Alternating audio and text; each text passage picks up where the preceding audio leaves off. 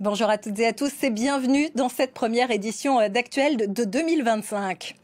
650 millions de filles et de femmes aujourd'hui ont été mariées avant l'âge de 18 ans. C'est 1 sur 5 à travers le monde. Un phénomène ancien mais qui perdure et que les Nations Unies veulent éradiquer d'ici 2030. Alors est-ce possible ou parfaitement illusoire ?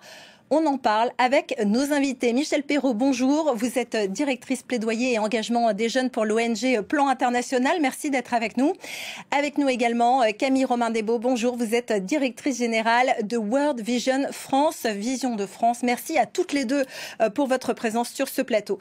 Michèle Perrault, je me tourne d'abord vers vous. Le mariage des enfants, c'est un phénomène vieux comme le monde et qu'on n'arrive pas à éradiquer. Comment ça s'explique ? Il est difficile d'éradiquer des normes sociales de genre qui sont profondément ancrées et qui considèrent que le rôle des filles est avant tout celui de rôle d'épouse ou de mère. Donc tant que ces normes sociales de genre seront là, cette pratique perdurera. Et pourtant, on sait que c'est délétère pour les familles, c'est mauvais pour les jeunes filles qui sont mariées, c'est mauvais aussi pour les familles qui vont perdre la possibilité d'avoir une éducation ou un travail. Camille Romain-Desbaux, qu'est-ce qui justifie pour ces familles cette solution ? Oui, Michèle le disait, ce sont les normes de genre qui enferment ces filles et ces femmes dans la reproduction de pratiques néfastes pour toute leur vie. Ce sont aussi des explications économiques qui vont forcer qui vont maintenir les familles dans ces mariages, dans ces pratiques, qui vont soulager quelque part la difficulté des familles à se nourrir elles-mêmes. Et alors ça, c'est un phénomène qu'on retrouve dans des conditions particulières ? Alors, on les retrouve essentiellement on les retrouve un peu partout dans le monde. On les retrouve essentiellement dans des contextes fragiles.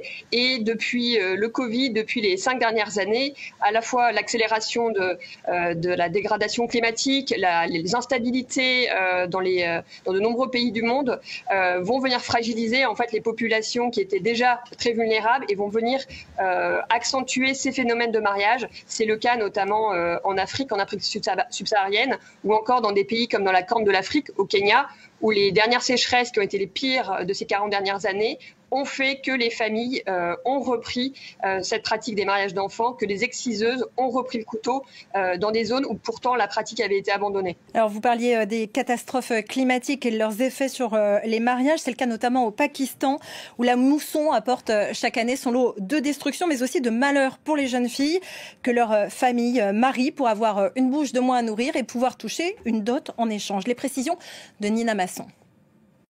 On les appelle les fiancées de la mousson. Ces adolescentes mariées de force au Pakistan, c'est le cas de Najma. Elle venait d'avoir 14 ans lorsque ses parents lui ont annoncé son mariage, en échange d'une dot de 250 000 roupies, soit 860 €. Les inondations ont détruit nos maisons. Tous les animaux sont morts. Ma famille m'a dit qu'on n'avait plus rien. C'est pourquoi elle m'a mariée. Mon mari a donné à mes parents 250 000 roupies pour le mariage. Mais il avait contracté un prêt que nous n'avons aucun moyen de rembourser.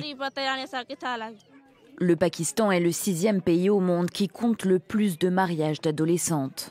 Avec des moussons hors normes, de plus en plus de familles se retrouvent sans terre et sans autre choix que de marier leurs filles, souvent très jeunes, pour obtenir une dot.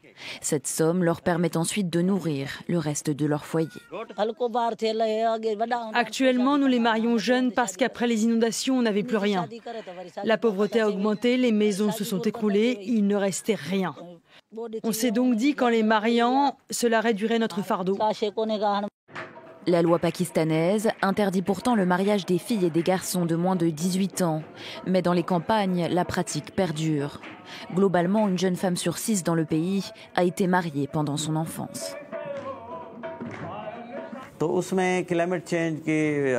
Si l'on regarde les chiffres, on se rend compte de l'impact du dérèglement climatique et des inondations.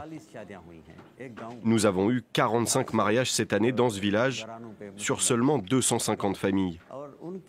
15 mariages ont eu lieu ces 3 derniers mois. En 2022, un tiers du Pakistan avait été inondé. De précieuses récoltes avaient été ravagées dans une nation où l'agriculture représente un quart du PIB.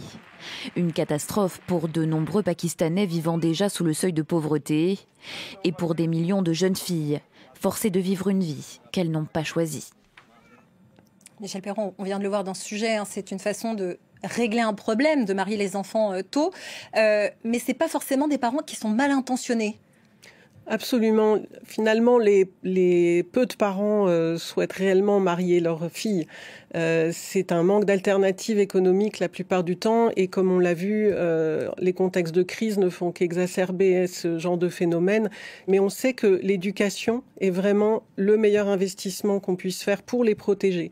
Parce qu'une fille qui est plus instruite va spontanément pouvoir avoir moins d'enfants, défendre l'éducation de ses enfants avoir une autonomie économique. Et donc on est dans un cercle vertueux grâce à l'éducation. Et inversement, on sait que 87% des filles, quand elles sont mariées, sont déscolarisées. Donc c'est vraiment un des éléments clés est lié à l'éducation et au manque d'alternatives économiques. Alors concrètement, comment vous leur proposez des alternatives économiques chez Plan ? Ça peut être à travers, par exemple, des groupes d'épargne de crédit qui permettent aux familles d'épargner suffisamment pour pouvoir couvrir les frais de scolarité de leurs enfants.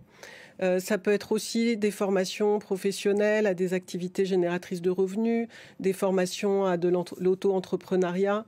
Donc il y a de multiples formes de soutien. On essaye aussi de rescolariser les filles qui ont été mariées, de mettre en place des programmes qui leur permettent un retour à l'école, y compris lorsqu'elles sont mères.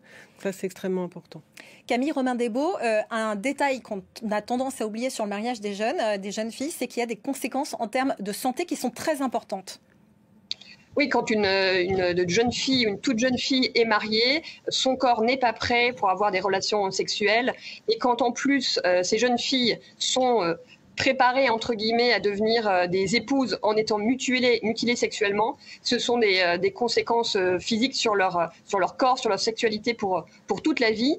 Et s'ajoute à cela bien sûr des traumatismes psychologiques évidents de ces mariages et des grossesses qui s'en suivent généralement derrière, non désirées. Donc c'est, je dirais, la double peine, triple peine pour les jeunes filles, physique, psychologique, mais aussi un enfermement derrière dans un cercle vicieux de pauvreté et souvent de violence pour ces jeunes filles.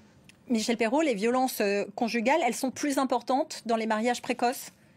Oui, tout à fait.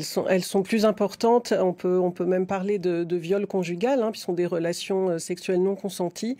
Et la première cause de mortalité maternelle sont les grossesses précoces, qui sont entre 15 et 19 ans. Donc c'est des traumatismes à la fois physiques, psychologiques, qui sont très graves. Et il faut également citer le VIH-Sida. Et ces filles ne peuvent même pas négocier leur protection, avoir des rapports sexuels protégés. Donc c'est des violences vraiment de toute nature, alors que ces enfants devraient être protégés de tout type de violence, comme le stipule la Convention internationale des droits de l'enfant. Vous me disiez, Michel Perrault, qu'au Bangladesh, vous aviez réussi un coup de force en impliquant les autorités de différents niveaux. Alors, c'est un travail de longue haleine qu'on mène dans les communautés auprès notamment des chefs religieux et traditionnels qui sont les véritables prescripteurs pour les sensibiliser aux conséquences néfastes du mariage d'enfants. Et on a effectivement réussi dans plusieurs villages du Bangladesh à ce qu'eux-mêmes déclarent leur village libre de cette pratique, ou qu'ils interdisent eux-mêmes cette pratique dans leur village. Donc ça a été entre autres grâce à la mobilisation de jeunes qui eux-mêmes ont fait cette sensibilisation auprès de leurs parents, auprès des leaders religieux traditionnels. Et on a également eu de très bons résultats en Guinée avec l'exemple du Club des jeunes filles leaders de Guinée qu'on soutient depuis bientôt 10 ans, qui fait littéralement du porte-à-porte auprès des parents pour les convaincre de ne pas marier leurs filles. Et lorsqu'il n'y a pas d'autres recours, elles font un signalement auprès des autorités locales pour empêcher le mariage qui est illégal, mais qui bien souvent, comme je le disais, n'est pas encore, enfin la législation n'est pas toujours respectée. Ouais, qui perdure dans la pratique. Voilà, mais ces enfants et ces jeunes peuvent être de véritables acteurs du changement s'ils sont mieux informés sur leurs droits, et notamment leurs droits en matière de santé sexuelle et reproductive, et s'ils peuvent eux-mêmes donc être outillés, accompagnés pour faire valoir ces droits. Camille Romain-Desbaux, vous aussi, vous avez observé que cette éducation des jeunes à leurs droits, c'est un des outils pour lutter contre le mariage précoce? Oui, c'est vraiment un outil formidable. On l'a constaté nous aussi dans le nord du Bangladesh et également au Kenya. C'est vraiment, voilà. Les jeunes sont vraiment une pièce très importante de ce dispositif de lutte contre les mariages.